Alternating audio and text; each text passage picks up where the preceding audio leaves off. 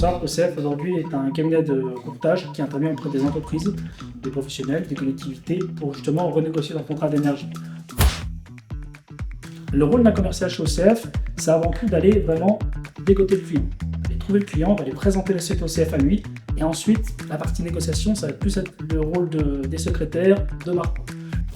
Le premier rendez-vous, ça se passe ainsi.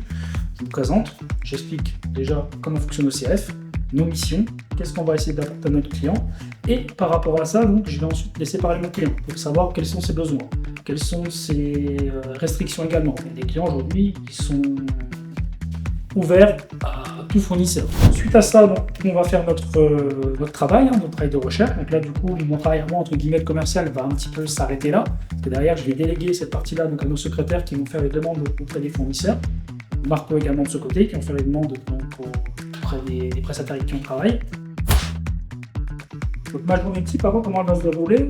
Selon les semaines, ça va être assez différent. C'est assez aléatoire. Il y a des semaines où effectivement, je vais passer des semaines complètes quasiment à fixer des rendez-vous, à honorer des rendez-vous que j'aurais déjà pris avant. Et inversement, il y a des semaines où justement, je vais faire peut-être 3, 4, voire 5 jours que de terrain pour aller voir les personnes sur le terrain et obtenir des mandats, des lettres de mission. Aujourd'hui, nous, on accompagne ces nouveaux entrants. Il faut savoir qu'il y a une formation qui sera faite.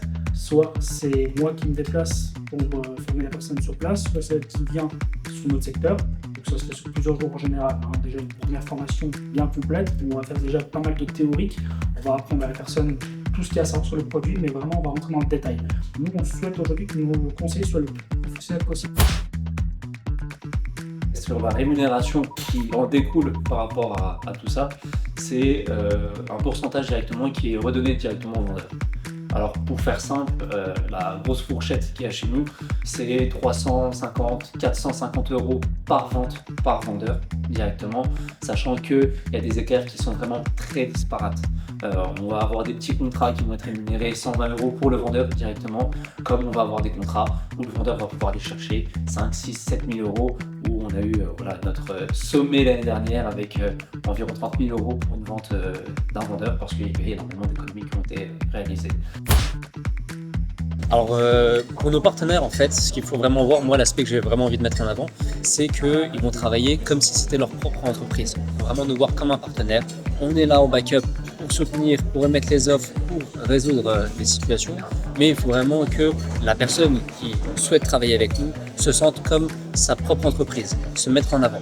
Et donc pour ça, au niveau de la pénibilité du travail, voilà, on peut penser que le commercial terrain, c'est celui qui démarche de 8h du matin jusqu'à 8h du soir et qui lâche pas toute la semaine pour pouvoir avoir des contrats et avoir un bon rendement.